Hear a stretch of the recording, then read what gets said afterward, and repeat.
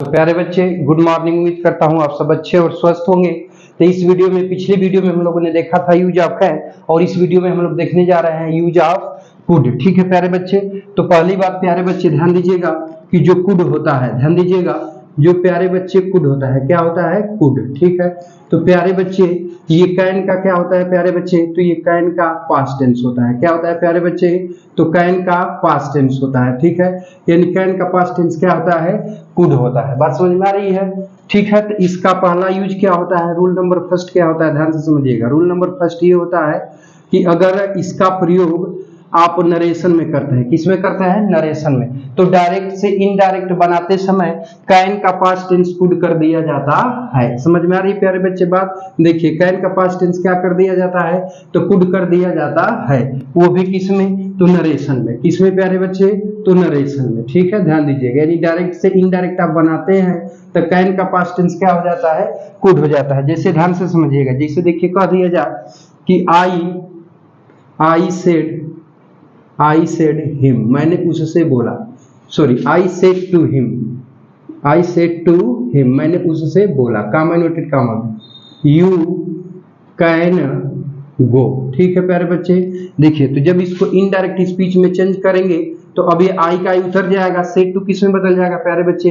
तो टोल्ड में हिम का हिम उतार देंगे। ठीक है, इन्वर्टेड कामा हटाएंगे, डेट से जोड़ देंगे, यू बदलेगा ये ही के अनुसार। ठीक है, तो यहाँ पे ही हो जाएगी। कैन अब यहाँ पर किस में बदल जाएगा प्यारे बच्चे? तो ये कैन यहाँ पर आपका कुड में बदल जाएगा। बात समझ में आ रही है? तो अब यहाँ कुल मिला के कैन किस टेंस में है? प्रेजेंट में। और जब इनडायरेक्ट हमने बनाया तो कैन को यहाँ पर किस में बदल दिया? कुड में। ठीक है, बातचीत समझ में आ रही है? तो ये तो रहा पहला रूल। ठीक है, अब दूसरे रूल की तरफ आते हैं। ध्यान दीजिएगा, नोट कर लो बाबू, तो फिर बातचीत को बढ़ाते हैं। घबराने की बहुत ज्यादा जरूरत नहीं है। ठीक है, नोट कर लिए? चलो आगे चले ना। देखो, रूल नंबर सेकंड क्या है? ध्यान से समझिएगा। देखिए, रूल नंबर सेकंड है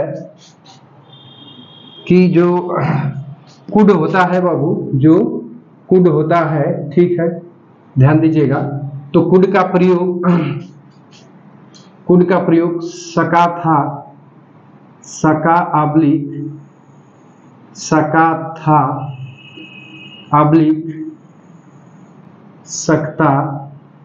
था। ठीक है, सकता था के अर्थ में। ठीक है प्यारे बच्चे, किस अर्थ में? सकता था के अर्थ में। पावर या एबिलिटी, पावर और एबिलिटी, पावर या एबिलिटी के भाव को व्यक्त करने के लिए किया जाता है। किसके लिए किया जाता है? तो पावर और एबिलिटी के भाव को व्यक्त करने के लिए किया जाता है। जैसे ध्यान दीजिएगा, जैसे में बोल दिया जाए बाबू, फॉर एग्जाम्पल, ठीक है, जैसे देखिए कह दिया जाए कि मैं अंग्रेजी पढ़ा सकता था। मैं अंग्रेजी पढ़ा सकता था। ठीक है बाबू, तो ध्यान दीजिए, स्ट्रक्चर क्या बनेगा? तो पहले तो बाबू आप सब्जेक्ट लिखेंगे, फिर हेल्पिंग वर्ब के रूप में किसका प्रयोग करेंगे? कुड का। मान लीजिए कि नेगेटिव रहा तो नॉट लगा लेंगे, नहीं रहेगा छोड़ देंगे। फिर इसके साथ हमेशा मॉडल के साथ वर्ब अपने फर्स्ट फॉर्म में आती है, फिर ऑब्जेक्ट आएगा, इसके बाद क्या आएगा? अदर वर्ड आएगा। ठीक है प्यारे बच्चे, ध्यान दीजिएगा। ठीक है, देखिए ये तो हो गया आपका स्ट्रक्चर। ठीक है, तो अब देखिए कह रहा है कि मैं अंग्रेजी पढ़ा सकता था, तो सकता था पहचान हो गई, पढ़ाना आपका मेन वर्ब हो गई, तो कौन पढ़ा सकता था? मैं। ठीक है, कल मैं बताया था कर्ता क्रिया कैसे ज्ञात करेंगे। क्या पढ़ा सकता था? तो प्यारे बच्चे अंग्रेजी, तो ये आपका क्या हो गया? ऑब्जेक्ट। ठीक है, तो कह रहा है कि मैं अंग्रेजी पढ़ा सकता था, तो कर्ता डूअर मैं की अंग्रेजी आई हो जाएगी। अब सहायक क्रिया क्या लगा लेंगे? कुड। तो आई लगाए तो ये समाप्त हो गया, कुड लगाए तो ये समाप्त हो गया। मेन वर्ब का नंबर आया, मेन वर्ब क्या है? पढ़ाना। तो टीच माने क्या होता है प्यारे बच्चे? पढ़ाना। तब पढ़ाना समाप्त हो गया, क्या बचा? अंग्रेजी, तो इसकी मीनिंग क्या हो जाएगी? इंग्लिश। ठीक है, बस। अब देखो अगला सेंटेंस की बातचीत की जाए तो देखिए, मैं इस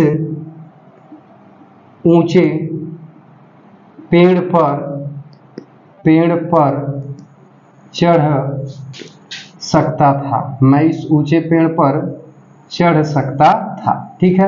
तो अब चढ़ने के लिए आपको किसकी जरूरत पड़ेगी? शक्ति की, पावर की। तो वाक्य पावर का भाव बोध करा रहा है और सकता था का अर्थ दे रहा है, तो इस वाक्य के लिए सहायक क्रिया के रूप में किसका प्रयोग करेंगे? कुड का। तो ये पहचान हो गई। और चढ़ना आपका क्या हो गया? Main verb. तो कौन चढ़ सकता था? मैं सब्जेक्ट हो गया और ये पूरा आपका क्या है प्यारे बच्चे? अदर वर्ड है, ठीक है। अब देखिए, तो ये कर्ता मैं की अंग्रेजी क्या हो जाएगी? आई, ठीक है। आई के साथ अब क्या लगा लोगे? कुड। तो कुड में ही सकता था समाप्त हो गया। चढ़ना मेन वर्ब है, तो चढ़ना की मीनिंग क्या हो जाएगी? क्लाइंब, ठीक है। अब क्या बच गया? इस ऊंचे पेड़ पर। तो पर की अंग्रेजी क्या हो जाएगी? अप। इसकी अंग्रेजी क्या हो जाएगी? दिस। ऊंचा पेड़ का हो जाएगा हाई ट्री, ठीक है। तो अप दिस हाई ट्री। बस यहां लगा लेंगे फुल स्टॉप। हो गया बाबू? हो गया? चलो नोट कर लो, आगे बढ़े, आगे बढ़े। चलो अब देखो अगले रूल की तरफ चलते हैं, ठीक है। देखो अगला रूल है प्यारे बच्चे, क्या? अगले रूल की तरफ ध्यान दीजिएगा थोड़ा सा। तो अगला रूल है कि कुड का प्रयोग अनुमति सकता था के अर्थ में। देखो सकता था, ठीक है। सकता था के अर्थ में अनुमति के भाव को, अनुमति देने के भाव को व्यक्त करने के लिए किया जाता है, ठीक है। अगर कहीं पर अनुमति देने की बातचीत की जाएगी तो वहां प्यारे बच्चे सकता था के अर्थ में हम किसका प्रयोग करेंगे? तो कुड का प्रयोग किया जाएगा, ठीक है। अब ध्यान से समझिएगा। जैसे कह दिया जाए कि मैं, चाहे ऐसे कह दीजिए कि तुम फिल्म नहीं देख सकते थे, तुम फिल्म नहीं देख सकते थे। तो इसका मतलब क्या हुआ प्यारे बच्चे? कि फिल्म देखने की उसको अनुमति नहीं थी, ठीक है। तो सकते थे का अर्थ दे रहा है, अनुमति का भाव व्यक्त कर रहा है। तो अब इस वाक्य के लिए सहायक क्रिया के रूप में किसका प्रयोग करेंगे? कुड का। तो देखिए देखना है मेन वर्ब है, तो कौन नहीं देख सकता था? तुम। तो तुम हमारा क्या हुआ? सब्जेक्ट। क्या नहीं देख सकते थे? तो फिल्म। ये क्या हुआ बाबू? ऑब्जेक्ट, ठीक है। तब इसका बाद हम बनाएंगे तो कर्ता तुम की अंग्रेजी क्या हो जाएगी प्यारे बच्चे? यू। अब सहायक क्रिया क्या लगा लेंगे? कुड। नेगेटिव है तो नहीं की मीनिंग नॉट, ठीक है। अब मेन वर्ब का नंबर है तो देखना की मीनिंग क्या हो जाएगी? वॉच, ठीक है। अब क्या बच गया? फिल्म। तो फिल्म की अंग्रेजी क्या हो जाएगी? ए फिल्म, ठीक है। अब बस अब ये बन गया, ठीक है प्यारे बच्चे। नोट कर लो तो बातचीत को आगे बढ़ाते हैं। अब देखिए अगले रूल की तरफ चलते हैं। तो रूल नंबर 3 क्या है? ध्यान दीजिएगा, ठीक है। रूल नंबर 3 क्या है? जो कि काफी महत्वपूर्ण है, ठीक है। नोट कर लिए हो ना? चलो रूल नंबर 3 है प्यारे बच्चे कि कुड का प्रयोग पोलाइटली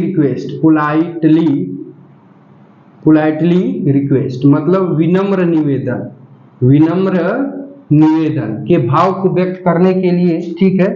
सकता है कि मतलब जिसे कहने का तात्पर्य अभी नहीं हुआ है तो यार इसमें करना ही क्या है? ध्यान से समझो। देखो कह रहा है कि कुड का प्रयोग पोलाइटली रिक्वेस्ट के भाव को व्यक्त करने के लिए, ठीक है, सकता है के अर्थ में, क्वेश्चन में सकता है का मतलब क्या? प्रेजेंट टेंस में किया जाता है, ठीक है। जैसे कह दिया जाए, ध्यान से समझिएगा एग्जाम्पल में।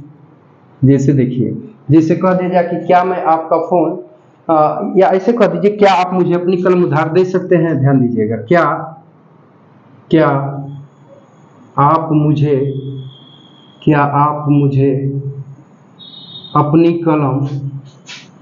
अपनी कलम उधार दे सकते हैं, ठीक है। तो जब किसी से आप कलम मांगेंगे तो उससे रिक्वेस्ट ही करोगे ना बाबू, करोगे कि नहीं करोगे? तो वर्तमान काल में विनम्र निवेदन का भाव बोध करा रहा है ना। तो देखिए उधार देना आपका क्या है प्यारे बच्चे? मेन वर्ब है, ठीक है। तो कौन उधार दे सकता है? आप। ऑब्जेक्ट सब्जेक्ट हुआ, ठीक है। किसको दे सकते हैं? मुझे। तो ये इनडायरेक्ट ऑब्जेक्ट हुआ। क्या दे सकते हैं? अपनी कलम। तो ये आपका डायरेक्ट ऑब्जेक्ट हुआ, ठीक है। तो अब देखिए बातचीत को आगे बढ़ाएंगे तो अब सबसे पहले क्या की मीनिंग क्या लग जाएगी? कुड, ठीक है। तो यहाँ कुड हो गया। कर्ता आपकी मीनिंग क्या हो जाएगी प्यारे बच्चे? यू, ठीक है। अब देखिए अब उधार देना का होता है लेंड। क्या होता है? लेंड, ठीक है। दो ऑब्जेक्ट है, एक सजीव एक निर्जीव। तो पहले सजीव को लिखेंगे तो इसकी मीनिंग क्या हो जाएगी? मी। और अपनी कलम का क्या हो जाएगा? योर पेन, ठीक है। तो अब ये कंप्लीट हो गया, ठीक है। अब देखिए बातचीत को आगे बढ़ाते हैं। नोट हो गया? चलो एक और एग्जाम्पल बता दें, देख लो। क्या आप मुझे क्या आप उसे होटल का रास्ता बता सकते हैं? तो आप किसी से होटल का रास्ता बताने के लिए कहेंगे चाहे पूछेंगे तो रिक्वेस्ट ही ना करोगे बाबू, बोलो करोगे कि नहीं करोगे? करोगे ना। तो देखो ध्यान से समझो, तो हाई बताना मेन वर्ब हो गया, ठीक है बाबू, इका है तुम्हारा मेन वर्ब है, ठीक है। तो कौन बता सकता है? तो आप, सब्जेक्ट हो गया। किसे बता सकते हैं? उसे, तो इनडायरेक्ट ऑब्जेक्ट हो गया, ठीक है। और क्या बता सकते हैं? होटल का रास्ता, तो ई डायरेक्ट ऑब्जेक्ट हो गया, ठीक है बाबू। तो जब अनुवाद बनाएंगे तो वाक्य के प्रारंभ में क्या शब्द दिया है तो क्या मीनिंग क्या हो जाएगी? कुड, ठीक है। सब्जेक्ट आपकी मीनिंग क्या हो जाएगी? यू, ठीक है। अब बाबू बताना की अंग्रेजी क्या हो जाएगी? टेल, ठीक है। अब क्या बचा? उसे और होटल का रास्ता, तो उसे की मीनिंग क्या हो जाएगी? हिम, ठीक है। होटल का रास्ता का हो जाएगा कि the way to the hotel, the way to the hotel, hotel का रास्ता, ठीक है प्यारे बच्चे। बस, तो अब इस वीडियो में प्यारे बच्चे हम लोगों ने क्या देखा है? तो देखा है कि यूज ऑफ कुड, कुड का प्रयोग कहाँ किया जाता है, ठीक है। और कुड या फिर जो मॉडल वर्ड पढ़ रहे हैं प्यारे बच्चे, इसको हम लोग ट्रांसलेशन पोर्शन पर आधारित पढ़ रहे हैं, ठीक है।